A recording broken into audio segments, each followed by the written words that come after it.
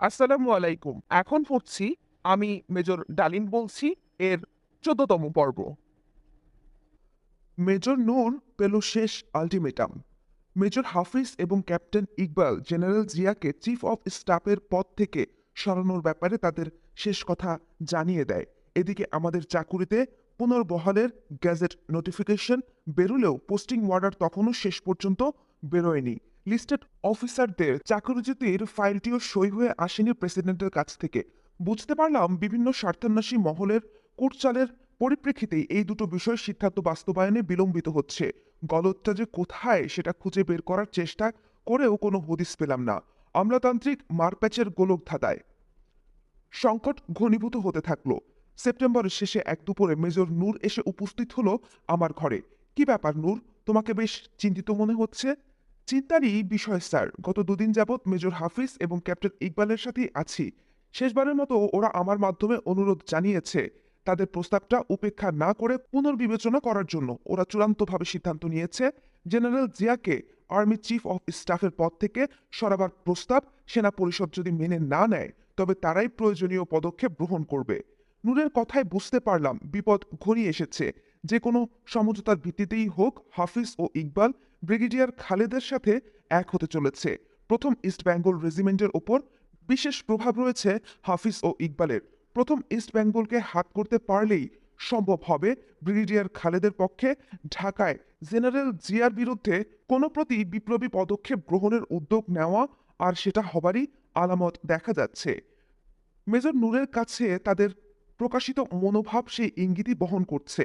চিন্তিতভাবেই নূরকে বলেছিলাম, ওদের বলে দিও যা ইচ্ছা তাই ওরা করতে পারে, তাতে বাধা দিতে না পারলেও সমর্থন আমরা কিছুতেই দিতে পারবো না। এই বিষয়ে মিটিংয়ে সংখ্যাগরিষ্ঠ সদস্যদের মতামতের পরিপ্রেক্ষিতে যে সিদ্ধান্ত নেওয়া হয়েছে সেটাই বলবৎ থাকবে।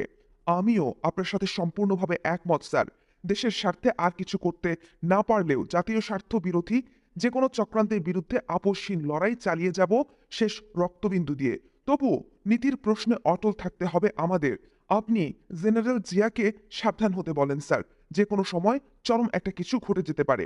নূরের সাথে আলাপের পর সেদিনই ছুটে গিয়েছিলাম জেনারেল জিয়ার কাছে। তার বাসার লনে বসেই কথা হচ্ছিল। স্যার, কি অবস্থা সেনানিবাসের? খালেদ ও সাফায়েতের ঔদ্ধত্যর মাত্রা সকল সীমা ছাড়িয়ে যাচ্ছে। ওদের সন্দেহমূলক আচরণের খবরাখবর আসছে সব দিক থেকেই। তাদের কি করে হ্যান্ডেল করা যায় সেটাই ভাবছি। স্যার, শুনতে পাচ্ছি ব্রিগেডিয়ার খালেদ নাকি প্রথম ইস্ট বেঙ্গল রেজিমেন্টকে হাত করার চেষ্টা করছে। এই ব্যাপারে আপনার সতর্ক হওয়া উচিত। প্রথম বেঙ্গলকে নিয়ন্ত্রণে নিয়ে আসতে পারলে ঢাকায় ব্রিগেডিয়ার খালেদ যে কোনো একটা চূড়ান্ত অঘটন ঘটিয়ে ফেলার ঝুঁকি নিতে পারে। Don't you worry, the advance party of the first field regiment has already arrived from Kumilla and the main body is on the way. They should be here just within a few days. প্রথম east Bengal সম্পর্কে ভেবো না, ওটা তো আমারই নিজস্ব battalion. How could Khaled লে his hand on it?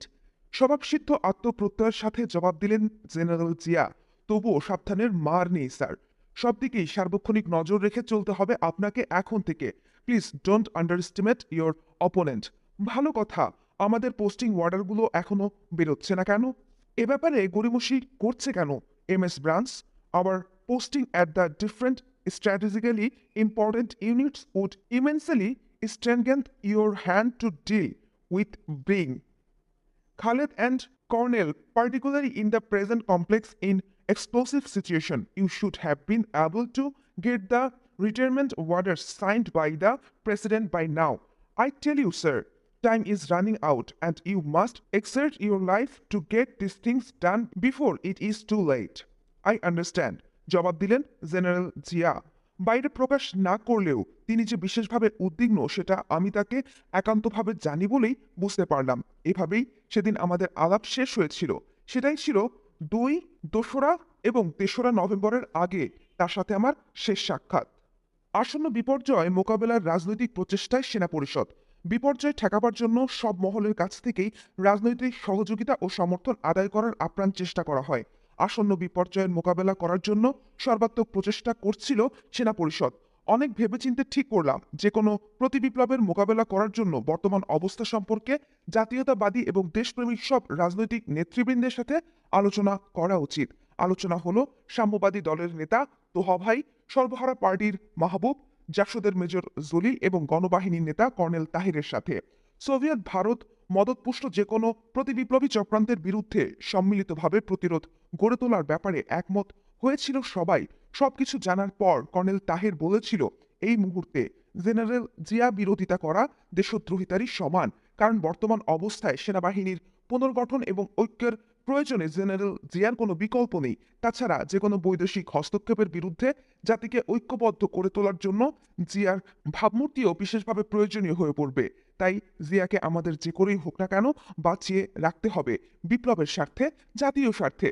তিনি দ্ব্যর্থহীনভাবে আরও বলেছিলেন, অবশেষে খালেদ যদি সত্যি জেনারেল জিয়ার বিরুদ্ধে কোনো প্রতিবিপ্লবী পদক্ষেপ গ্রহণ করে, তবে তার নেতৃত্বাধীন গণবাহিনী সেনা পরিষদের সাথে ঐক্যবদ্ধভাবে সেই চক্রান্তের বিরোধিতা করবে। আবার আমরা শুরু করব সমাজ পরিবর্তনের অসমাপ্ত বিপ্লব। বিদেশি আগ্রাসনের বিরুদ্ধে জাতীয় প্রতিরোধ গড়ে তোলার স্বার্থে ঐক্যফ্রন্ট গঠন করতে হবে অন্যান্য সব জাতীয়তাবাদী এবং প্রগতিশীল দলগুলোর সাথে।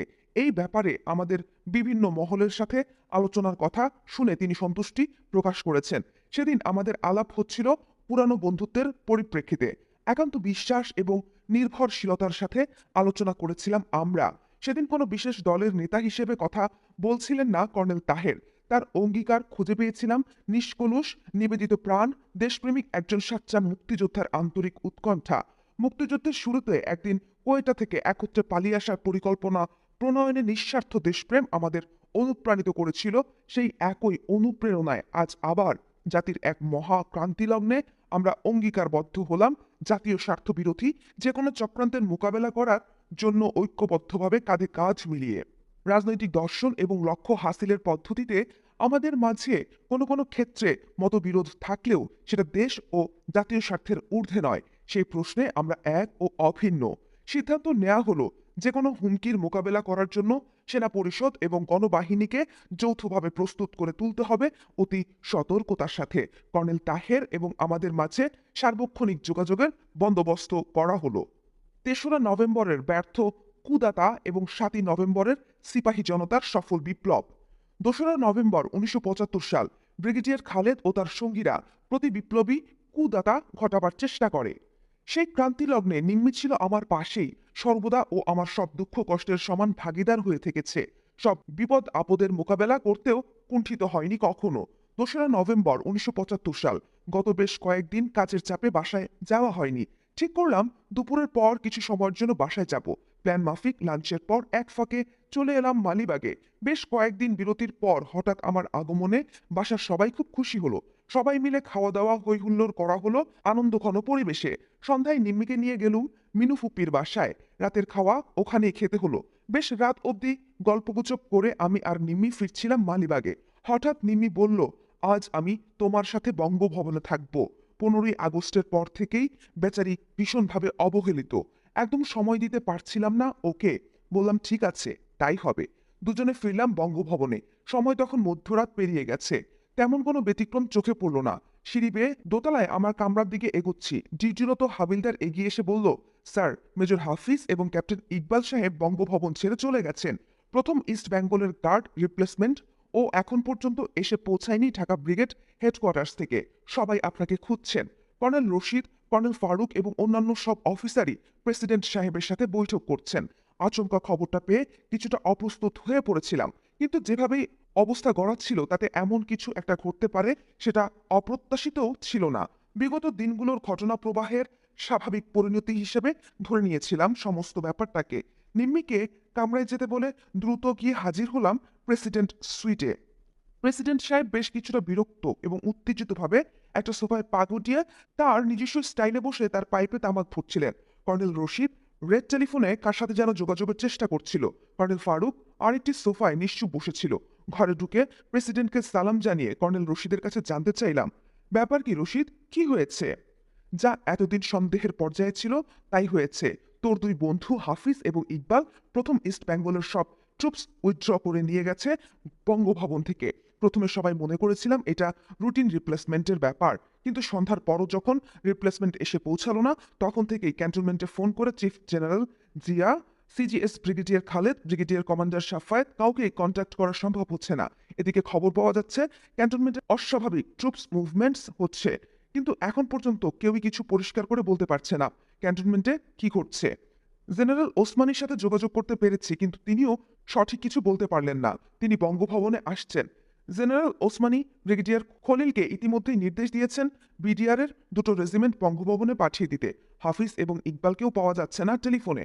আমার সাথে কথা শেষ করে কর্নেল ফারুককে বলা হলো রেসকোর্সে তার ট্যাঙ্ক রেজিমেন্টের কাছে চলে যেতে। কর্নেল ফারুক রেসকোর্সে যাবার জন্য উঠে দাঁড়াতেই আমি বললাম, ফারুক, তুই অবশ্যই রেসকোর্সে যাবি, তবে you would not move under any provocation or circumstances whatsoever. সব বিষয় পরিষ্কার হবার পরই আমাদের করণীয় কি হবে সেটা বিবেচনা করা হবে। এর আগে আমাদের তরফ থেকে কোনো মুভ নেওয়াটা যুক্তিসঙ্গত হবে না। প্রথমত চেষ্টা করতে হবে এই সমস্যার সমাধান শান্তিপূর্ণভাবে করা যায় কিনা। এর জন্য আমি নিজে যাব ক্যান্টনমেন্টে। আমি ফিরে না আসা পর্যন্ত অথবা আমার কোনো কিছু না হওয়া পর্যন্ত no action at all. Is that clear? ইতিমধ্যেই জেনারেল ওসমানী এসে পৌঁছেছেন। তিনিও আমার অভিমতকে সমর্থন জানালেন। আমরা যখন আলোচনায় ব্যস্ত তখন বিডিআরের দুটো রেজিমেন্ট এসে পৌঁছে গেছে। সেই খবর নিয়ে এলো মেজর পাশা, মেজর শাহরিয়ার এবং ক্যাপ্টেন বজলুল হুদা। নিম্মি গিয়ে তাদের ঘুম থেকে ডেকে তুলেছিল। সিদ্ধান্ত অনুযায়ী মেজর শাহরিয়ার চলে গেল তার রেডিও বাংলাদেশের কন্ট্রোল সেন্টারে। ক্যাপ্টেন হুদা প্রেসিডেন্ট জেনারেল ওসমানী এবং কর্নেল রশিদকে সাহায্য করার জন্য বঙ্গভবনেই থাকবে, সেটাই সিদ্ধান্ত হলো। বাকিরা সবাই প্রত্যেকের জন্য নির্দিষ্ট এবং ডিপ্লয়েড ইউনিটগুলোর কমান্ড নেবার জন্য যার যার পজিশনে চলে গেল। আমি বেরিয়ে আসছিলাম ঠিক সেই সময় কর্নেল রশিদ আন্তরিকভাবে বলেছিল, ডালিম, ভেবে দেখো এই অবস্থায় ক্যান্টনমেন্টে যাওয়া ঠিক হবে কিনা। সেই তরল অবস্থায় ক্যান্টনমেন্টে যাওয়াটা অত্যন্ত ঝুঁকিপূর্ণ জেনেও তাৎক্ষণিকভাবে জবাব দিয়েছিলাম, এই ক্রান্তি লগ্নে দেশ ও জাতিকে বাঁচাতে someone has to clean the dirty linen, then why not me. President suite থেকে বেরিয়ে চলে এলাম আমার কামরায়। বেচারি নিম্মি অবস্থার গুরুত্ব উপলব্ধি করে বেশ কিছুটা ঘাবড়ে গেছে। জিজ্ঞাসা করলো, এখন কি হবে? আমি বললাম, তুমি বঙ্গভবন ছেড়ে ড্রাইভারকে সঙ্গে নিয়ে কোনো নিরাপদ জায়গায় চলে যাও। ঠিক বুঝতে পারছি না ঘটনা কোন দিকে মোড় নেয়। যাই হোক না কেন, বেঁচে থাকলে আবার দেখা হবে। ড্রাইভারকে ডাকিয়ে এনে নির্দেশ দিলাম, বেগম সাহেবের হুকুম মতো তার সাথেই থাকবে তুমি, যতক্ষণ তিনি চান। নিম্মি কিছুক্ষণ ইতস্ত করে নিশিরাতে একা একা বেরিয়ে গেল একরাশ আশঙ্কা মনে নিয়ে অজানা ঠিকানার উদ্দেশ্যে। যাবার সময় অশ্রুসিক্ত চোখে ধরা গলায় শুধু বলে গেল, আল্লাহর হাতেই তোমাকে সোপর্দ করে দিয়ে গেলাম, সাবধানে থেকো। শান্তির সন্ধানে অগ্রাধিকারের ভিত্তিতে সংঘাত এবং রক্তক্ষয় এড়ানোটাই ছিল প্রথম কাজ। সৈনিকদের সাথে কথা বলার পর আমার আত্মপ্রত্যয় বেড়ে গিয়েছিল। আমি নিশ্চিত হয়েছিলাম রক্তক্ষয় এবং সংঘাত দুটোই এড়ানো সম্ভব হবে। আমিও ইউনিফর্ম পরে নিয়ে আমার বিশ্বস্ত গার্ড, স্কট, ওয়্যারলেস অপারেটর এবং ড্রাইভারকে সঙ্গে নিয়ে বেরিয়ে পড়লাম। প্রথমে গেলাম আজিমপুরে মিসেস মোয়াজ্জেম কোহিনুর ভাবির বাসায়। মেজর নূর রয়েছে সেখানে।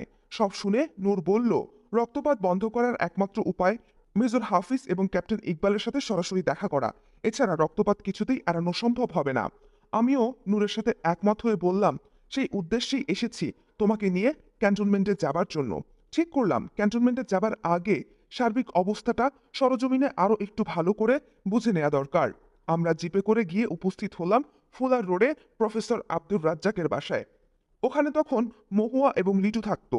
উদ্দেশ্য, খাকি পোশাক বদলে সাধারণ কাপড় পরে নেব। ঘুম থেকে মহুয়াদের ডেকে তুললাম। সংক্ষেপে মহুয়া এবং লিটুকে অবস্থা বুঝিয়ে লিটুর কয়েক প্রশ্ন কাপড় চেয়ে নিয়ে আমরা সবাই ড্রেস পরিবর্তন করে নিলাম। মহুয়া জিজ্ঞাসা করলো, নিমি কোথায়? বঙ্গভবনে ওকে বিদায় জানিয়ে বেরিয়ে এসেছি। বলে এসেছি ও যেন কোনো নিরাপদ আশ্রয়ে চলে যায়। তুই আত্মীয় স্বজনদের ফোন করে সতর্ক করে দিস। এরপর আমরা বেরুলাম শহর প্রদক্ষিণ করতে। পুরো ভার্সিটি এলাকা, Pilkhana, new market, second capital, Rampura TV station, industrial area, Rajarbagh police line, কোথাও কোনো অস্বাভাবিক কিছু নজরে পড়ল না। শহরের বিভিন্ন জায়গায় আমাদের সৈনিকদের সুরক্ষিত চেকপোস্টগুলোই নজরে পড়ল। স্ট্র্যাটেজিক্যালি ডিপ্লয়েড ট্যাঙ্কসগুলো দেখলাম ঠিকমতোই রয়েছে। প্রায় সারা শহরটাই ঘুরে এলাম শাহরিয়ারের কন্ট্রোল রুমে। ওর ঘরে ঢুকতেই দেখি ও কারোর সাথে টেলিফোনে কথা বলছে। আমাদের দেখে সংক্ষেপে কথা সেটা জানতে চাইলো, কি অবস্থা স্যার, কি বুঝছেন? আমরা ঘুরে ফিরে যা দেখছি তাই বললাম। শাহরিয়ার জানালো তার খবরাখবরও প্রায় একই রকম, তবে সাভারের বুস্টার স্টেশনের সাথে যোগাযোগ বিচ্ছিন্ন হয়ে গেছে অজানা কারণে। ফলে রেডিও স্টেশন থেকে কোনো কিছু প্রচার করা সম্ভব হচ্ছে না। টিভির প্রচারণাও একই কারণে সম্ভব নয়। তাকে আমরা জানালাম আমরা ক্যান্টনমেন্টে যাচ্ছি। রক্তক্ষয়ী সংঘাত বন্ধ করার চেষ্টায়। নিজেদের মধ্যে যে কোনো প্রকার সংঘর্ষ বন্ধ করতেই হবে, যে কোনো উপায়ে, যাতে করে প্রতিবেশী রাষ্ট্র কোনো প্রকার হস্তক্ষেপের সুযোগ না পায়। শাহরিয়ার আরও জানিয়েছিল, অনেক চেষ্টা করেও জেনারেল জিয়ার সাথে সে যোগাযোগ করতে সক্ষম হয়নি। শাহরিয়ারের ওখানে যাবার আগেই সোনাটঙ্গেরে আমার প্রিয় মেজ ফুপু বিভা ফুপু বাসায় গিয়েছিলাম কতগুলো বিশেষ জরুরি টেলিফোন কল সেরে নেবার জন্য। তাদের ফোনটা খারাপ ছিল, কিন্তু ইমান আলী ফুপ্পা পাশেই তার এক কলিগের বাসা থেকে ফোন করার ব্যবস্থা করে দিয়েছিলেন। তারা অন্তত আন্তরিকতার সাথেই আমাদের বিপদে সাহায্যের হাত বাড়িয়ে দিয়েছিলেন। সেখান থেকে বিভিন্ন ইউনিটের সেনা পরিষদের সাথে যোগাযোগ করে বুঝলাম তারা প্রায় সবাই অবস্থা সম্পর্কে তেমন কিছুই জানে না। তাদের সংক্ষেপে প্রতি বিপ্লবী অভ্যুত্থানের আশঙ্কার কথা জানিয়ে অবস্থার গতি প্রকৃতি সম্পর্কে সচেতন থাকার এবং সবকিছু পর্যবেক্ষণ করার নির্দেশ দিয়ে জেনারেল জিয়ার বাসায় ফোন করে বুঝতে পারলাম তার বাসার টেলিফোন লাইন কেটে দেওয়া হয়েছে। দেশের অন্যান্য ক্যান্টনমেন্টের সাথেও যোগাযোগ করেছিলাম সেই বাসা থেকেই। যোগাযোগের পর বুঝতে পারলাম ঘটনাটা ঘটানো হয়েছে অতি সীমিত পরিসরে ঢাকা ভিত্তিক। এতে আত্মবিশ্বাস বেড়ে গেল, নিশ্চয়ই রক্তপাত এড়ানো সম্ভব। শাহরিয়ারের ওখান থেকে বেরিয়ে সোজা চললাম ক্যান্টনমেন্টের দিকে। এয়ারপোর্ট ছাড়িয়ে একটু এগুতেই 2 ট্রাক সৈনিক দেখতে পেলাম মাউন্টেড অবস্থায়। কাছে যেতেই দেখলাম তারা চতুর্থ ইস্ট বেঙ্গলের। কন্টিনজেন্ট কমান্ডারকে জিজ্ঞাসা করলাম, তোমরা এখানে কেন? জবাবে সুবেদার সাহেব সেলুট করে জানালো, আগামীকাল আওয়ামী লীগ প্রশাসন বের হবার সম্ভাবনা আছে, তাই হুকুম দেয়া হয়েছে তাদের এয়ারপোর্ট এলাকায় ডিপ্লয়েড থাকতে হবে আইন শৃঙ্খলা বজায় রাখার জন্য।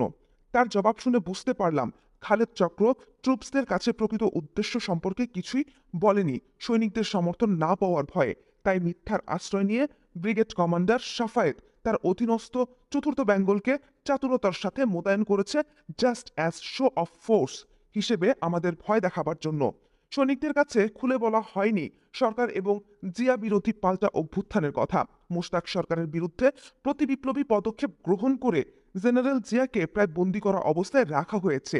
এই কথাটা বলার মতো সাহস হয়নি ব্রিগেডিয়ার খালেদ এবং তার দোসরদের, কারণ তারা ভালোভাবেই জানতেন এই ধরনের কোনো পদক্ষেপকে কিছুতেই মেনে নেবে না দেশপ্রেমিক সেনাবাহিনীর বেশিরভাগ অফিসার ও সৈনিকরা।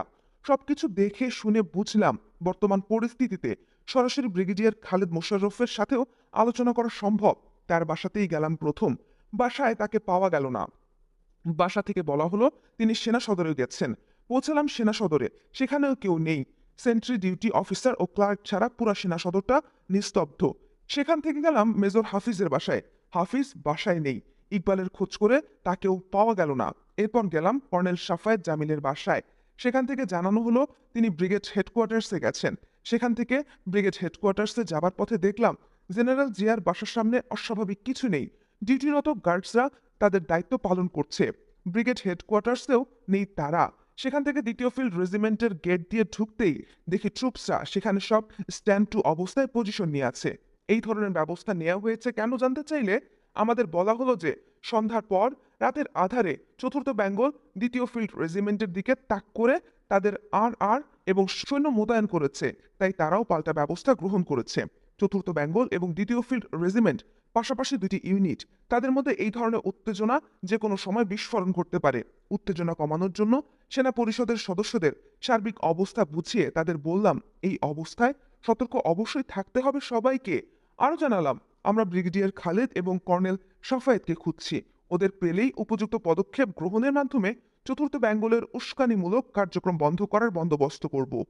সেখানেই জানতে পারলাম মহারথীরা সব চতুর্থ বেঙ্গল হেডকোয়ার্টার্সে রয়েছে। চতুর্থ বেঙ্গলের গেট দিয়ে ঢুকতেই নজরে পড়ল সাজ সাজ রব, ভীষণ ব্যস্ততা। সৈনিকদের রণসজ্জায় সজ্জিত করে রাখা হয়েছে।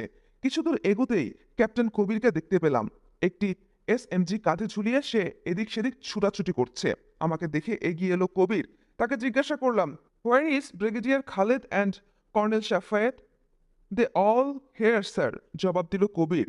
কবিরের সাথে কথা বলছিলাম এমন সময় ল্যান্সার্স এর ক্যাপ্টেন নাসের এসে উপস্থিত হলো। আসসালামু আলাইকুম, ওয়েলকাম স্যার বলেই করমর্দনের জন্য হাত বাড়িয়ে দিল ক্যাপ্টেন নাসের। কিছুটা অপ্রস্তুত হয়ে করমর্দন করলাম আমি ও নূর। স্যার, মোস্তাক এবং জিয়াকে দিয়ে আমাদের কোনো উদ্দেশ্যই সফল করা সম্ভব হবে না। Both of them are self centred and hypocrite. They are not the right kind of people sir. তাই আমরা ওদের অপসারণ, and I am sure both of you would be definitely with us. Okay অনেকটা থামিয়ে দিয়ে বললাম, ইজ ব্রিগেডিয়ার খালেদ অ্যারাউন্ড? সবাই এখানে আছে। মেজর হাফিজ এবং ক্যাপ্টেন ইকবালও রয়েছে এখানেই। Naser, do me a favour, please find out Hafiz and tell him I would like to talk to him. Okay sir, আমি এক্ষুনি যাচ্ছি তাকে নিয়ে আসার জন্য। আপনারা ততক্ষণ অ্যাডজুটেন্টের অফিসে অপেক্ষা করুন, বলে চলে গেল নাসের। অ্যাডজুটেন্টের ঘরে ঢুকে দেখি ইউনিফর্ম পরা অবস্থায় কর্নেল আমিনুল হক, বীর উত্তম ও লেফটেন্যান্ট মনিরুল ইসলাম চৌধুরী বিষণ্ণ হয়ে চুপচাপ বসে আছেন। কর্নেল আমিনকে জিজ্ঞাসা করলাম, কি ব্যাপার স্যার, আপনাদের এই দশা কেন? What's up? You must be joking at our miserable plight, isn't it darling? তুমি কি সত্যি বুঝতে পারছো না ইউনিট কমান্ডার এবং অ্যাডজুটেন্ট হয়েও নিজেদের ব্যাটালিয়নেই আমাদের এমন নিষ্ক্রিয় অবস্থায় বসে থাকতে হচ্ছে? তার মানেটা কি? কিছু মনে করবেন না স্যার, আজকের এই পরিস্থিতির জন্য দায়ী কে? এমন কিছু যে ঘটতে পারে সেটা তো অজানা ছিল না আপনাদের অনেকেরই। সময় মতো অ্যাকশন না নেবার ব্যর্থতার জন্যই আজ এই পরিস্থিতির সৃষ্টি হয়েছে, তাই নয় কি? আমার প্রশ্নের ইঙ্গিত বুঝে কর্নেল আমিন চুপ করে রইলেন। বস্তুত কর্নেল আমিন ও লেফটেন্যান্ট মুন্নাকে বিশ্বাসযোগ্য মনে না করায় তাদের প্রায় বন্দী অবস্থাতেই রাখা হয়েছে তাদের নিজস্ব ইউনিটেই। খবর পেয়েই হাফিজ এবং ইকবাল এলো, আমাদের নিয়ে বসালো পাশের একটি খালি কামরায়। এ কি করলে হাফিজ? শেষ পর্যন্ত অঘটনটা ঘটিয়ে ছাড়লে? অঘটন বলছো কেন? জিয়া এবং মোশতাকের ঘোরেল মনের পরিচয় পাবার পরও তারা যে আমাদের উদ্দেশ্যাবলী সম্পর্কে মোটেও আন্তরিক নয়, সেটা তোমরা বুঝেও মেনে নিতে পারছো না কেন? Both of them are betraying our cause. উল্টো প্রশ্ন করল হাফিজ।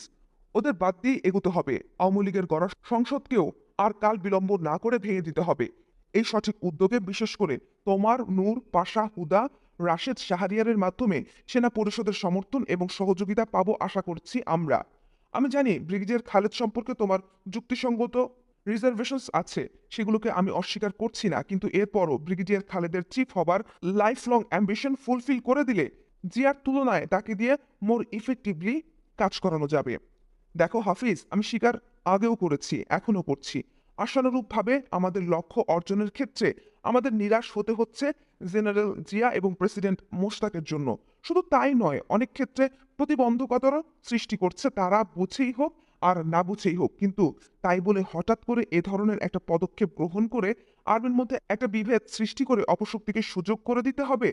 Two strange back and reserve the process, সেটা কিছুতেই যুক্তিসঙ্গত হতে পারে না এবং আমাদের কাছেও সেটা গ্রহণযোগ্য নয়। তা যাক, এ নিয়ে অনেক তর্ক বিতর্ক হয়েছে। আমার ধারণা এ সমস্ত বোঝাবুঝির সময় পার হয়ে গেছে, কারণ যে অঘটন কখনোই সম্ভব হতো না সেটাই ঘটিয়ে বসেছ তোমরা। এই অবস্থায় কোনো রক্তপাতের সূত্রপাত যাতে না ঘটে তার জন্যই আমরা স্বেচ্ছায় ছুটে এসেছি। এখন চলো ব্রিগেডিয়ার খালেদ এবং কর্নেল সাফায়েতকে সঙ্গে করে সবাই মিলে আলোচনার মাধ্যমে ঠিক করা যাক এই সংকটের রাহুগ্রাস থেকে দেশ ও জাতিকে কি করে উদ্ধার করা যায়। এই বিষয়ে যদি কোনো আপত্তি থাকে তবে সেটাও বলো পরিষ্কার করে, সেক্ষেত্রে আমরা ফিরে যাব। এরপর যা হবার তা হবে। সার্বিক অবস্থার বিশ্লেষণের পর আমার এবং নূরের বিশ্বাস জন্মেছিল আলোচনার প্রস্তাব কিছুতেই না মানা সম্ভব না খালেদ চক্রের কাছে, কারণ তাদের বিশেষ করে হাফিজ এবং ইকবালের অজানা ছিল না ঢাকায় তো বটেই, অন্যান্য সেনাবাহিনীগুলোতেও সেনা পরিষদের শক্তি ছিল তুলনামূলকভাবে তাদের চেয়ে অনেক বেশি। কি যেন ভাবলো হাফিজ, এরপর বলল, ঠিক আছে তাই হবে, চলো আমার সাথে। হাফিজ, আমি, নূর এবং ইকবাল ঘর থেকে বেরিয়ে এলাম। বাইরে বেরোতেই দেখলাম ব্রিগেডিয়ার খালেদ এবং colonel Shafayet, brigadier Moin, captain Naser, brigadier Nuruzzaman, colonel Rauf, colonel Malek প্রমুখ সবাই অফিস ব্লকের সামনে লনে দাঁড়িয়ে আলাপ আলোচনা করছেন নিজেদের মধ্যে। আমরা এগিয়ে যেতেই তারা কথাবার্তা বন্ধ করে দিলেন। আমি ব্রিগেডিয়ার খালেদকে অভিবাদন জানাতেই তিনি হাসি মুখে হাত বাড়িয়ে দিয়ে বলে উঠলেন, আরে এসো এসো, ওয়েলকাম, আমি জানতাম তোমরা দুজন আসবেই। তার কথা শেষ হতেই বললাম, শেষটায় অঘটনটা ঘটিয়েই ছাড়লেন। What do you mean? It's not my doing. Believe you me, darling, it is theirs doing. These young officers, they think Jia can't deliver. They also think he will do nothing to achieve the goals of the 15 August revolution. At the same time, he is also totally incapable to protect the interest of the armed forces. Therefore, they want a change. বুঝতে পারলাম, sir. General জিয়ার জায়গায় বসে সেই যোগ্য নেতৃত্ব দেবার জন্যই এই সংকট সৃষ্টি করেছেন, অথবা করানো হয়েছে। No no no at all, I don't want to be the chief, believe me, I have no such ambition. ছেলেরা আমাকে ডেকে নিয়ে এসেছে, তাই আমি এসেছি, দ্যাটস ইট। কথার মাঝে কে একজন বলে উঠল, we don't mind to accept brigadier Khaled's leadership. Come on, keep quiet. Brigadier Khaled সেই কণ্ঠকে চুপ করিয়ে দিল। যাক স্যার, এই বিষয় নিয়ে কথা বাড়াবার সময় এটা নয়। এতে কোনো লাভও নেই। আমি ও নূর এসেছি কোনো প্রকার রক্তক্ষয়ী সংঘর্ষ যাতে শুরু না হয় সেটা নিশ্চিত করতে আলাপ আলোচনার মাধ্যমে। রশিদ এবং ফারুককে বলে এসেছি আপনাদের সাথে আমাদের আলোচনার ফলাফল জানার আগ পর্যন্ত বঙ্গভবনের নিয়ন্ত্রণাধীন ট্যাঙ্ক বা ট্রুপস এর কোনো মুভমেন্ট করা হবে না। এখন বলেন, আলোচনায় আপনারা রাজি আছেন কিনা? আমার কথার ধরনে তারা কিছুটা অপ্রস্তুত হয়ে পড়লেন। একে অপরের মুখ চাওয়াচাওয়ি করে জবাব খোঁজার চেষ্টা করছিলেন সবাই। ব্রিগেডিয়ার খালেদের ঠিক পাশেই দাঁড়িয়েছিল হাফিজ। সে নিচু স্বরে ব্রিগেডিয়ার খালেদকে কিছু বলল। হাফিজের কথা শুনে ব্রিগেডিয়ার খালেদ বললেন, তোমাদের আলোচনার প্রস্তাব মেনে নিলাম আমরা, আলোচনা হবে। কিন্তু আসার পথে দেখলাম এয়ারপোর্টের কাছে কিছু সৈন্য মোতায়েন করা হয়েছে। অবশ্য তাদের যে কথা বলে ডিপ্লয়েড করা হয়েছে তার সাথে আপনাদের কার্যকলাপ সঙ্গতিহীন। যাক, সেটা অন্য বিষয়। কিন্তু চতুর্থ বেঙ্গলের উস্কানিমূলক ডিপ্লয়মেন্টকে কেন্দ্র করে দ্বিতীয় ফিল্ড রেজিমেন্টের যে ভয়ঙ্কর উত্তেজনার সৃষ্টি হয়েছে সেটা প্রশমিত না করলে যে কোনো মুহূর্তে বিস্ফোরণ ঘটতে পারে। আর সেটা ঘটলে আমাদের আলোচনার কোনো সুযোগই থাকবে না। তাই আমার অনুরোধ, খালেদ ভাই, আপনি আলোচনায় বসার আগে চতুর্থ বেঙ্গলকে নির্দেশ দেন অবিলম্বে স্ট্যান্ড ডাউন করার জন্য। আমার কথার গুরুত্ব অনুধাবন করে ব্রিগেডিয়ার খালেদ কর্নেল সাফায়েতকে নির্দেশ দিলেন চতুর্থ বেঙ্গলকে স্ট্যান্ড ডাউন করানোর জন্য। কর্নেল সাফায়েত চলে গেলেন নির্দেশ কার্যকারী করতে। ঐতিহাসিক এনকাউন্টার। অবাঞ্ছিত পরিস্থিতির অবসান ঘটানোর জন্য কি করা প্রয়োজন সেটা ঠিক করার জন্য আমি আলোচনার প্রস্তাব দেই। আমার প্রস্তাব গৃহীত হয়। আমরা সবাই চতুর্থ ইস্ট বেঙ্গল রেজিমেন্টের কমান্ডিং অফিসারের অফিসে আলোচনায় বসি। আমরা সবাই গিয়ে বসলাম কমান্ডিং অফিসারের ঘরে। প্রথমেই আমি জানতে চাইলাম জেনারেল জিয়া সম্পর্কে। ব্রিগেডিয়ার খালেদ জানালেন তিনি তার বাসাতেই আছেন এবং ভালো আছেন। তার নিরাপত্তা এবং দেখাশোনার জন্য কিছু অতিরিক্ত সৈনিক তার বাসার কাছে অবস্থান নিতে বলা হয়েছে এবং কাউকে তার সাথে যোগাযোগ করতে দেওয়া হচ্ছে না সাময়িকভাবে। এর বেশি কিছুই নয়। তার মানে হলো তাকে গৃহবন্দী করে রাখা হয়েছে এবং এই কথাটাও সৈনিকদের জানাবার সাহস হয়নি খালেদ চক্রের। আলোচনার আগেই জেনারেল জিয়ার ব্যাপারে একটা বোঝাপড়া করে নিতে হবে। আমি সোজা ব্রিগেডিয়ার খালেদকে বললাম, স্যার, কোনো আলোচনায় বসার আগে একটা বিষয় আপনাকে পরিষ্কার করে বলে দিতে চাই। জেনারেল জিয়ার সাথে এ পর্যন্ত যা করা হয়েছে এর বেশি কিছু করা হলে সেটা আমাদের কাছে গ্রহণযোগ্য হবে না। এ ব্যাপারে you have to give me your assurance. বুদ্ধিমান লোক ব্রিগেডিয়ার খালেদ তিনি ঠিকই বুঝতে পারলেন আমি কি বোঝাতে চাচ্ছি। কোনো সময় না নিয়ে তিনি জবাব দিলেন, Be rest assured, no harm would be done to him. At the most, he may be removed as the chief of army staff. That's all. Nothing more than that. আলোচনা শুরু হলো। এদিকে আমি ও নূর, অন্যদিকে ব্রিগেডিয়ার খালেদের নেতৃত্বে ওদের তরফের উপস্থিত প্রায় সবাই। শুরুতেই আমি সরাসরি প্রশ্ন রাখলাম, দেশে একটি জনপ্রিয় সরকার থাকতে এই ধরনের একটা সংঘাতমূলক পরিস্থিতির সৃষ্টি করার উদ্দেশ্য কি? আমার প্রশ্নে উপস্থিত সবাই কেমন যেন থমকে গেলেন। মনে মনে সবাই প্রশ্নের উপযুক্ত জবাব খুঁজে পেতে চেষ্টা করছিলেন। নিঃশব্দতা ভঙ্গ করে কর্নেল সাফায়েত বলে উঠল, we want to dismiss the Mushtaq government and the present parliament because the present parliament is the parliament of Awami League. জবাবে আমি জিজ্ঞাসা করলাম, তারপর?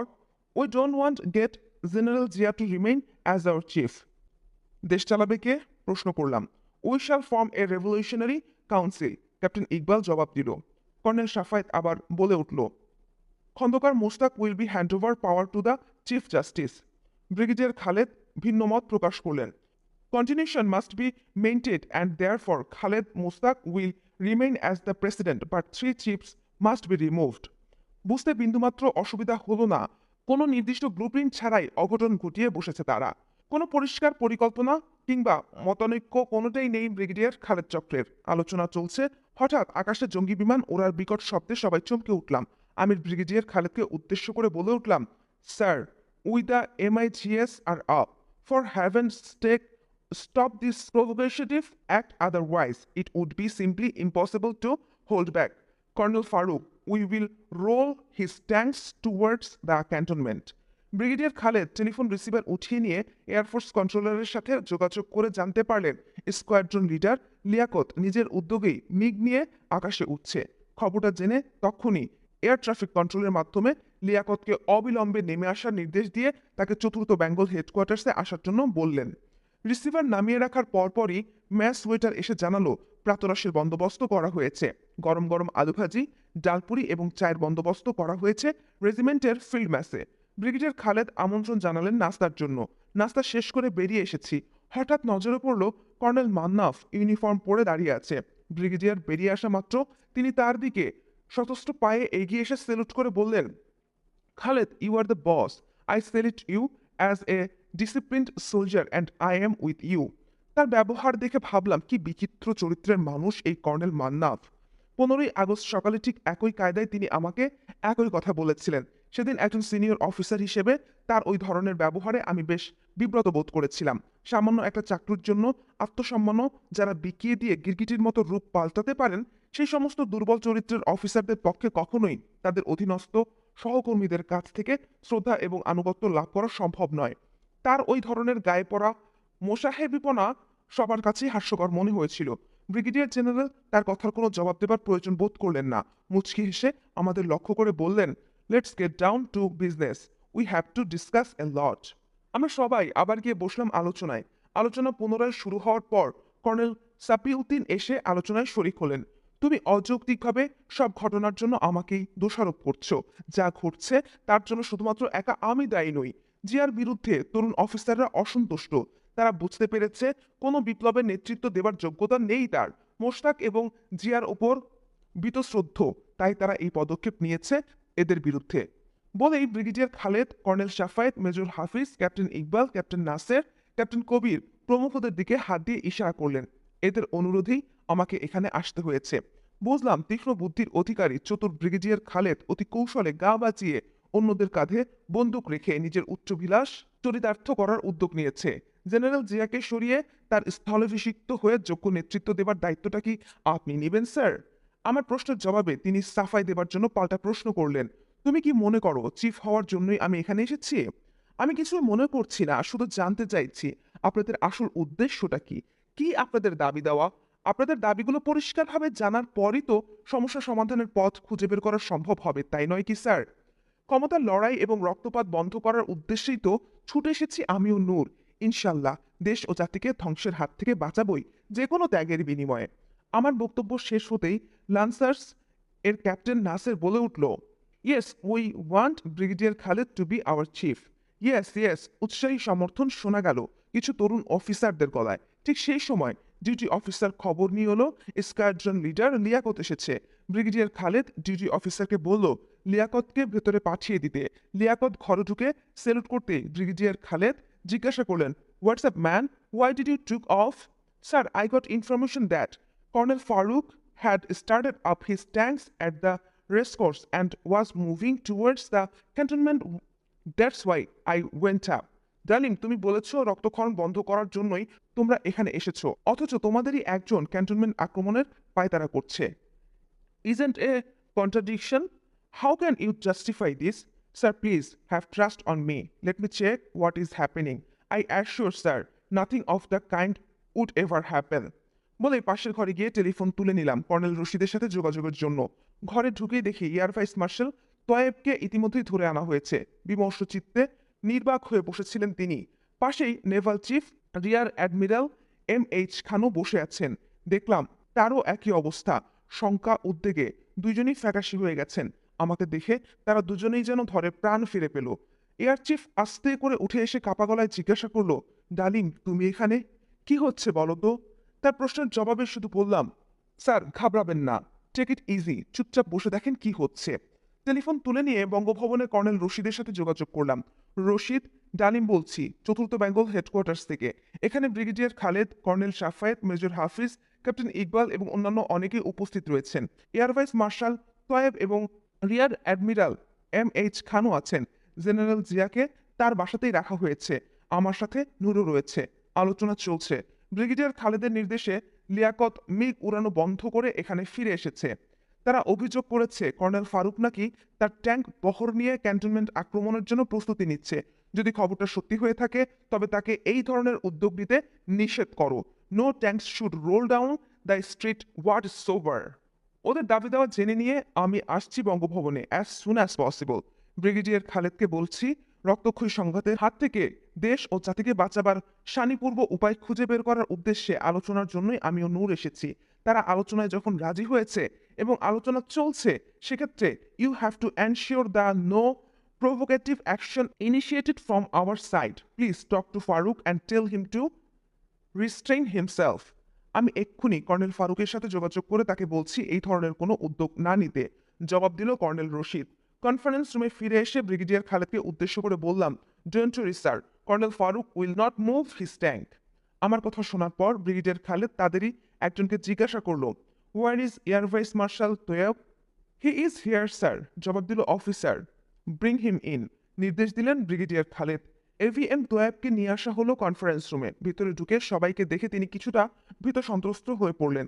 ব্রিগেডিয়ার খালেদকে উদ্দেশ্য করে বলে উঠলেন, well Khaled, would you please tell me why the air chief has been brought here in such a disgraceful way? What's happening? Why to I stand? Am I still the chief? তার কথা শেষ না হতেই ক্রোধে চেয়ার ছেড়ে উঠে গর্জে উঠল স্কোয়াড্রন লিডার লিয়াকত।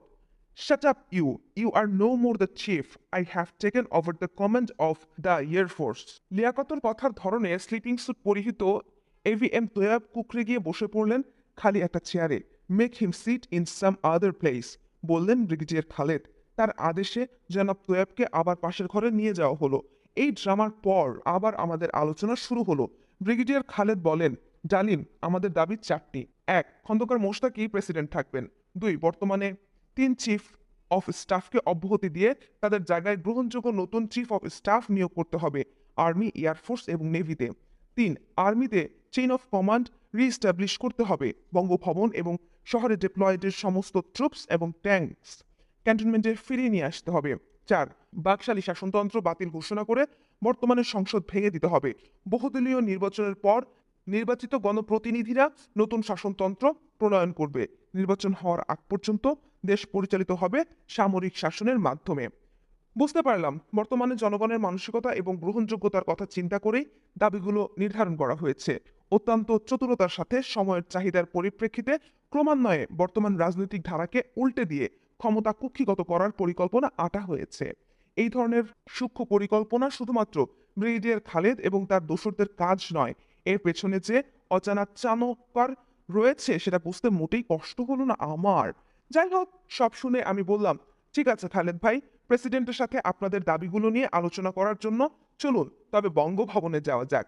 আমার প্রস্তাবে ব্রিগেডিয়ার খালেদ এবং অন্যরা কেন জানি দ্বিধাগ্রস্ত হয়ে পড়লেন। নিজেদের মুখ চাওয়াচাওয়ি করে কর্নেল সাফায়েত ব্রিগেডিয়ার খালেদের হয়ে জবাব দিলেন, ব্রিগেডিয়ার খালেদ বঙ্গভবনে যাবেন না, তার প্রতিনিধি পাঠানো হবে। জবাব শুনে রসিকতা ছলে ব্রিগেডিয়ার খালেদকে উদ্দেশ্য করে বললাম, আমরা তো নিজেরাই ছুটে এসেছি, আপনারা আমাদের সাথে কোনো আলোচনা করতে আদৌ রাজি হবেন কিনা সেই বিষয়েও আমরা নিশ্চিত ছিলাম না, তবুও এসেছি আপনাদের সাথে বসে আলোচনা করতে। আমাদের তো কোনো ভয় হচ্ছে না, সেক্ষেত্রে আপনি প্রতিনিধি পাঠাতে চাচ্ছেন কেন?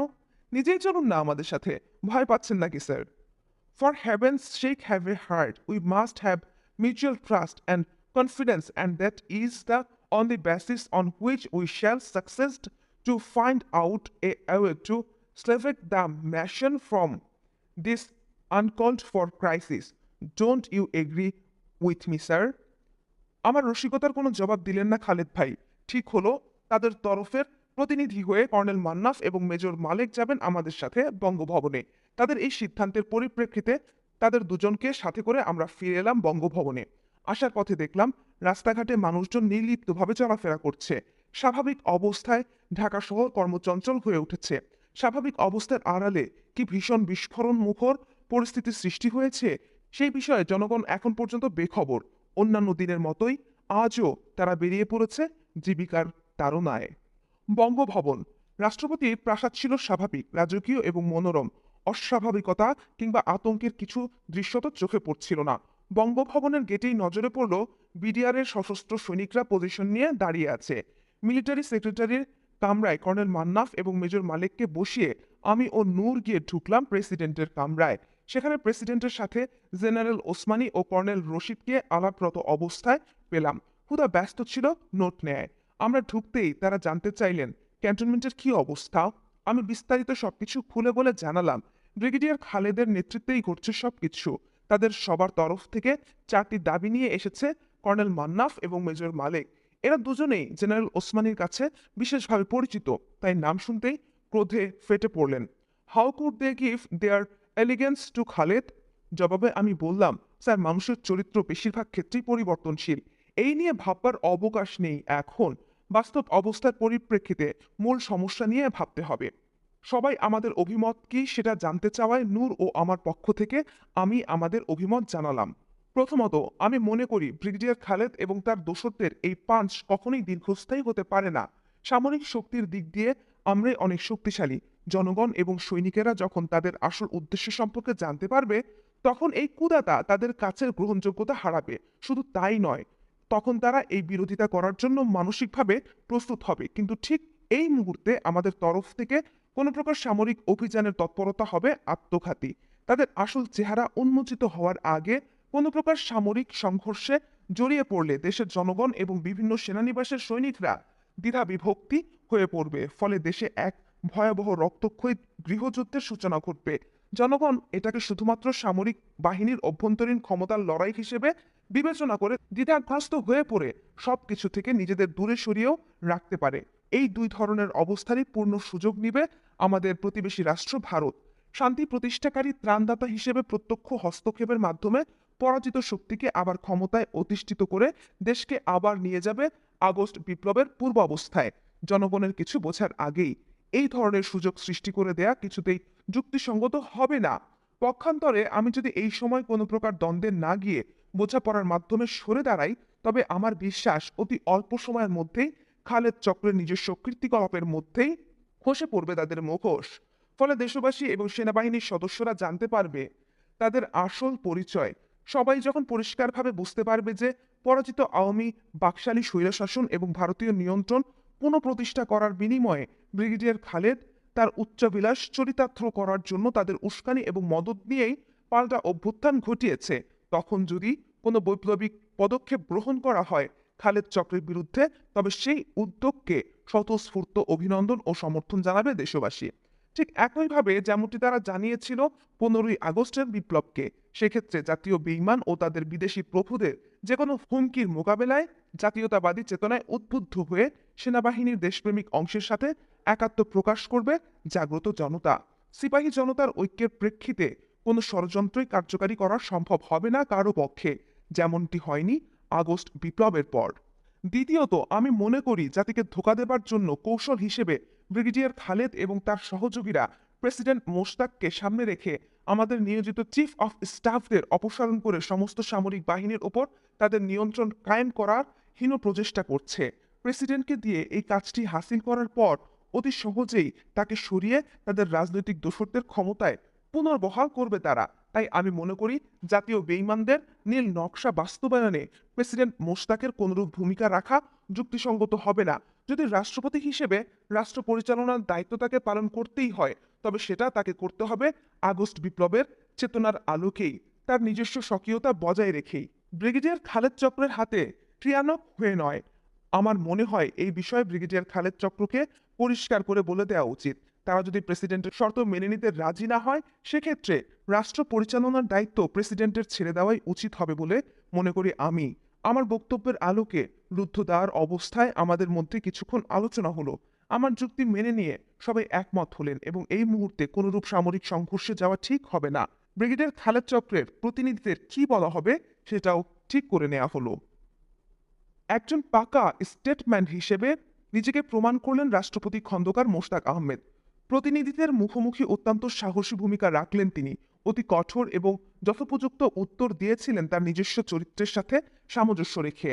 আমাদের আলোচনার পর কর্নেল মান্নাফ এবং মেজর মালেককে ডেকে পাঠানো হলো প্রেসিডেন্টের অফিস কক্ষে। তারা দুজনেই কামরায় ঢুকে প্রেসিডেন্টকে স্যালুট করে দাঁড়ালো। ভাব গম্ভীর পরিবেশ। আমরাও রয়েছি একপাশে। প্রেসিডেন্ট মোশতাক জানতে চাইলেন, বলো তোমাদের কি বলার আছে। কর্নেল মান্নাফ ব্রিগেডিয়ার খালেদের তরফের দাবিগুলো সবকিছু শুনে খন্দকার মোশতাক ধীর স্থিরভাবে তার স্বভাবসিদ্ধ ভঙ্গিতে দৃঢ়তার সাথে বললেন, well, I have heard you patiently. Go back and tell the people at the cantonment if they want me to continue as a president, then I shall execute my responsibilities at my own terms for the best interest of the nation and the country. I am not at all prepared to remain as the head of state and government to be decided by some brigadier. Before anything, I want the chain of command be restored immediately, and Khaled should allow my three chief of staff to come over the Bongo Bhavan without any further delay. Khaled should also withdraw the troops from the relay station so that the national radio and TV can resume normal broadcasting at the soonest possible time. My priority at this time is to bring back normalcy in the country. আমার নির্দেশ যদি খালেদ মানতে রাজি না হয় তবে তাকে বলবে he should come over to Bangabhaban and take over the country and would whatever he feel like. আমি একটা রিক্সা ডাইকা আগামসি লাইনে জামুগা। ফিরে গেলাম চতুর্থ বেঙ্গল হেডকোয়ার্টার্সে। রাষ্ট্রপতির সাথে বৈঠক শেষ করে আমরা ফিরলাম চতুর্থ বেঙ্গল হেডকোয়ার্টার্সে। ব্রিগেডিয়ার খালেদ চাইছিলেন আমরাও তার সাথে যোগ দিই। প্রেসিডেন্টের জবাব শোনার পর কর্নেল মান্নাফ এবং মেজর মালিকের সঙ্গে ফিরে এলাম চতুর্থ বেঙ্গল হেডকোয়ার্টার্সে। ব্রিগেডিয়ার খালেদ এবং অন্যান্য সবাই আমাদের ফিরে আসার প্রতীক্ষায় উদ্গ্রীব হয়েছিলেন। কর্নেল মান্নাফ সবার উপস্থিতিতে প্রেসিডেন্টের বক্তব্য হুবহু তুলে ধরলেন। প্রেসিডেন্টের বক্তব্য শুনে ব্রিগেডিয়ার খালেদ বিমর্ষ হয়ে পড়লেন। তিনি বুঝতে পারলেন খন্দকার মোশতাকের কাঁধে বন্দুক রেখে তার অভিসন্ধি হাসিল করা সম্ভব হবে না। ব্রিগেডিয়ার খালেদের চাল যে করেই হোক না কেন তীক্ষ্ণ বুদ্ধির অধিকারী জনাব মোশতাক ধরে ফেলেছেন এবং তাই তিনি তার ফাঁদে পা দিতে অস্বীকার করছেন। মুহূর্তে চাপা আক্রোশে ফেটে পড়ল সবাই। কর্নেল সাফায়েত ক্ষোভে বলে উঠল, how dare he speak like that. তাকে আর কিছু বলার সুযোগ না দিয়ে ব্রিগেডিয়ার খালেদ বলে উঠল, all right, we shall see. বলেই colonel Shafayet, brigadier Nuruzzaman, brigadier Moin, major Hafiz, captain Iqbal, squadron leader Liaquat, colonel Rauf, major Malik প্রমুখকে সঙ্গে নিয়ে বেরিয়ে গিয়ে পাশের রুমে রুদ্ধদ্বার আলোচনায় বসলেন। খালেদ চক্রের মূল সমস্যা ছিল সেনা পরিষদের সাংগঠনিক শক্তি, সাধারণ সৈনিকদের মধ্যে জেনারেল জিয়া এবং জাতীয় পরিসরে মোশতাক সরকারের জনপ্রিয়তা। আমাদের সমস্যা ছিল খালেদ চক্রের বাকশালপন্থী চেহারা উন্মোচিত না হওয়া পর্যন্ত বৃহত্তর জাতীয় স্বার্থে 25 বছর মেয়াদী চুক্তির আওতায় ভারতীয় প্রত্যক্ষ হস্তক্ষেপের সুযোগ না করে দেয়া। মিনিট 20 পর তারা ফিরে এলেন নিজেদের মাঝে আলাপ আলোচনা শেষ করে। ডালিম, খন্দকার মোশতাক যখন আমাদের দাবিগুলো মেনে নিয়ে রাষ্ট্রপতির দায়িত্ব পালন করতে রাজি হচ্ছেন না, সেক্ষেত্রে তাকে প্রধান বিচারপতি জাস্টিস সাইমের কাছে ক্ষমতা হস্তান্তর করতে হবে, বলেন ব্রিগেডিয়ার খালেদ মোশাররফ। জাস্টিস সাইমের কাছে ক্ষমতা হস্তান্তর করাটা হবে সংবিধান বিরোধী। তাছাড়া আইনের মানুষ হয়ে জাস্টিস সাইম কি অসাংবিধানিকভাবে রাষ্ট্রপতি হতে সম্মত হবেন? জবাবে প্রশ্ন করলাম আমি। ওয়েল, যেভাবেই হোক না কেন এই হস্তান্তরকে আইনসম্মত করে নিতে হবে। জাস্টিস সাইমকে রাজি করাবার দায়িত্ব আমার। ব্রিগেডিয়ার খালেদের কথা থেকে আজ করতে অসুবিধা হলো না। কোনো অদৃশ্য সুতার টানে তিনি এই ধরনের সংবিধান বহির্ভূত একটি সমীকরণের প্রচেষ্টা চালাচ্ছেন কোনো একটা বিশেষ মহলের উদ্দেশ্য হাসিল করার জন্য। এই ব্যাপারে রাষ্ট্রপতির সাথে আলাপ না করে আমরা কিছুই বলতে পারবো না স্যার। আপনি আপনার প্রতিনিধিদের আমাদের সাথে দিয়ে দেন। বঙ্গভবনে ফিরে রাষ্ট্রপতির সাথে আলাপের পর তার জবাব তারা আপনার কাছে নিয়ে আসবে। বেশ, তাই হবে, সম্মত হলেন brigadier Khaled. Well sir, if there is nothing else from your side then I think we should leave now, বলে চেয়ার ছেড়ে উঠে দাঁড়ালাম। সেই ক্ষণে অপ্রত্যাশিতভাবে খালেদ ভাই বললেন, ডালিম, একটা কথা। আমরা জানি তুমি, নূর, পাশা, শাহরিয়ার, হুদা, রাশেদ, মহিউদ্দিন ও অন্যান্য সবাই নিঃস্বার্থ দেশপ্রেমিক। স্বাধীনতা যুদ্ধকাল থেকেই দেশ ও জাতি সম্পর্কে আমাদের ধ্যান ধারণাও প্রায় এক। আমাদের তরফ থেকে আমি পরিষ্কারভাবে বলছি, কর্নেল রশিদ এবং কর্নেল ফারুক ছাড়া কারো বিরুদ্ধেই আমার তেমন কোনো অভিযোগ নেই। Rather we expect your cooperation to fulfill our dreams. I request, please join us and strengthen our hands for the cause. Brigadier খালেদের কথা শুনে কিছুটা স্তম্ভিত হয়ে গিয়েছিলাম। অভাবনীয় প্রত্যাশা। বুঝতে পারছিলাম না তার এই প্রস্তাবে কতটুকু আন্তরিকতা রয়েছে। পাল্টা কুদাতার তাৎপর্য কি ব্রিগেডিয়ার খালেদ এবং তার দস্যুরা বুঝতে পারছে না? এটা অসম্ভব। আর সব বুঝে শুনে এই ধরনের প্রস্তাব রাখার মানে হলো এটাও একটি অতি সূক্ষ্ম চাল। প্রেসিডেন্টের মতো আমাদেরও এই রাষ্ট্রবিরোধী চক্রান্তে জড়িয়ে ফেলতে চাইছে চক্রান্তকারীরা। একটু ভেবে নিয়ে আমি জবাব দিলাম, স্যার, এখন পর্যন্ত নিজেদের সম্পর্কে ভাববার কোনো সময় তো পেলামই না। তাছাড়া ভবিষ্যতে করণীয় সম্পর্কে সবার সাথে আলাপ আলোচনা করা ছাড়া আমাদের পক্ষে কিছুই বলা সম্ভব নয়।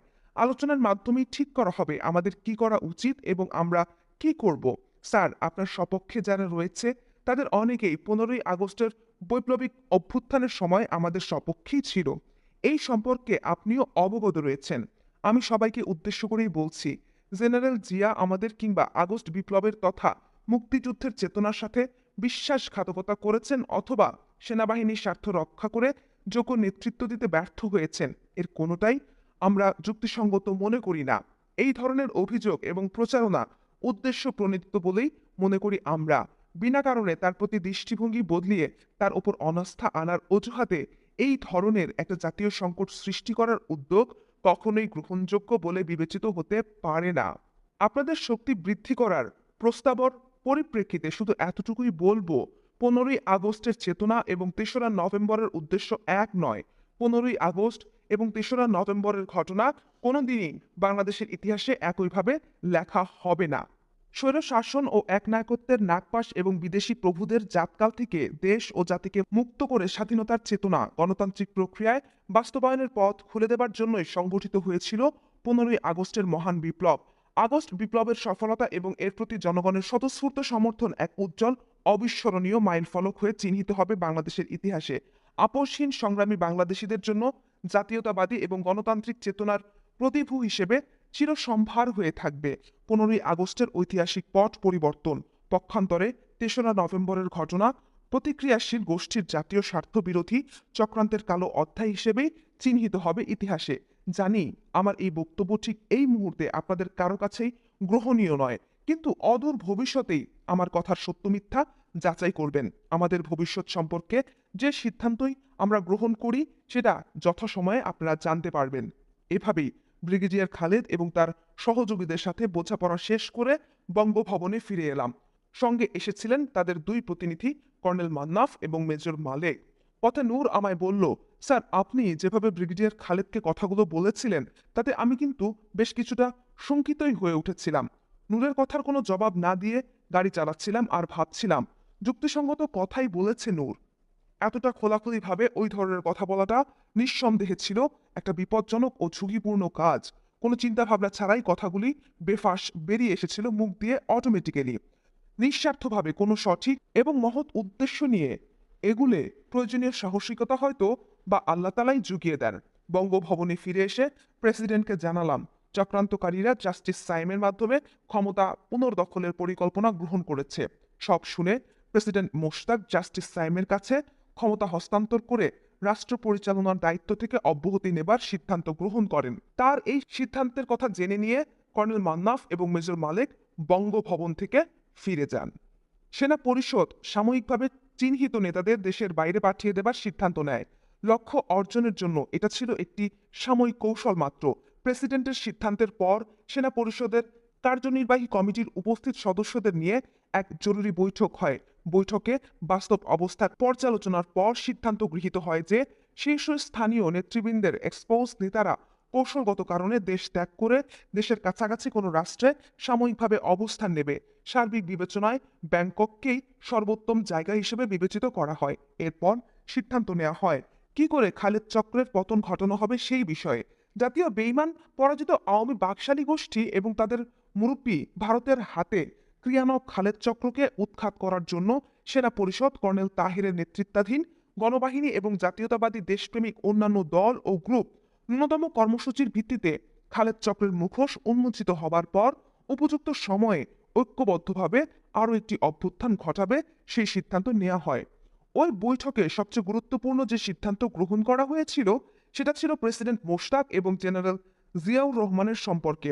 সফল বৈপ্লবিক অভ্যুত্থানের মাধ্যমে খালেদ চক্রের পতনের পর সর্বপ্রথম কাজ হবে জেনারেল জিয়াউর রহমানকে গৃহবন্দী অবস্থা থেকে মুক্ত করে তাকে আবার সেনাপ্রধান হিসেবে পুনঃপ্রতিষ্ঠিত করা। নিজ পদে অধিষ্ঠিত হবার পর জেনারেল জিয়াউর রহমান জনাব খন্দকার মোশতাক আহমদকে পুনরায় রাষ্ট্রপতির দায়িত্ব গ্রহণ করার আহ্বান জানাবেন। আরও সিদ্ধান্ত নেওয়া হয় নেতৃবৃন্দের যে অংশ ব্যাংককে অবস্থান করবে তার সাথে প্রয়োজন মতো যোগাযোগ রক্ষা করে চলবে সেনা পরিষদ। জরুরি বৈঠকের সিদ্ধান্তগুলো বিভিন্ন ক্যান্টনমেন্টের ইউনিটগুলোকে জানিয়ে দেবার বন্দোবস্ত করা হয়।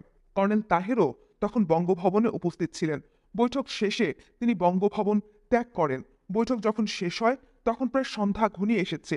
ইতিমধ্যেই সিদ্ধান্ত অনুযায়ী ব্যাংককে যাবার সব ব্যবস্থা করার জন্য প্রেসিডেন্ট সেক্রেটারিয়েট থেকে সংশ্লিষ্ট মন্ত্রণালয়গুলোকে নির্দেশ পাঠিয়ে দেওয়া হয়েছে। ব্রিগেডিয়ার খালেদকে আমাদের দেশ ত্যাগ করার সিদ্ধান্ত জানাবার জন্য ফোন করলাম। স্যার, আমাদের ভবিষ্যৎ করণীয় সম্পর্কে আমরা সিদ্ধান্ত নিয়েছি। এই ব্যাপারে আপনি হয়তো বা জেনেও থাকতে পারেন, তবুও কথা দিয়ে এসেছিলাম, তাই কথা রক্ষার্থে জানাচ্ছি রশিদ, ফারুক, শাহরিয়ার, নূর, পাশা, হুদা, রাশেদ, মহিউদ্দিন, সরফুল, মাজেদ, কিসমত, নাজমুল, মোসলেম, হাশেম, মারফত এবং আমি সপরিবারে দেশ ছেড়ে চলে যাবার সিদ্ধান্ত নিয়েছি। আজ রাতেই চলে যাব আমরা। প্রয়োজনীয় সব ব্যবস্থা করা হচ্ছে প্রেসিডেন্ট সেক্রেটারিয়েটের মাধ্যমে। আপনার সাথে সহযোগিতা করার অনুরোধ রাখা সম্ভব হলো না। স্যার, দেশ ও জাতির জন্য ভবিষ্যতে আরো কিছু করার তৌফিক আল্লাহ পাক যদি নাই দেন, সেটা মেনে নিতে পারবো, কিন্তু মুক্তিযোদ্ধা হিসেবে একাত্তরের চেতনা এবং নীতির প্রশ্নে আপোষ করে জাতীয় বেঈমান হিসেবে পরিচিতির যে গ্লানি, সেটা সহ্য করা আমাদের পক্ষে কিছুতেই সম্ভব নয়, হবেও না কোনোদিন। রশিদ, ফারুক সম্পর্কে আমাদের বিরূপ মনোভাব আছে। তারা দেশ ছেড়ে যেতে চাইতেই পারে, কিন্তু তোমরা দেশ ছেড়ে চলে যেতে চাচ্ছ কেন, সেটা এখনো বুঝতে পারছি না।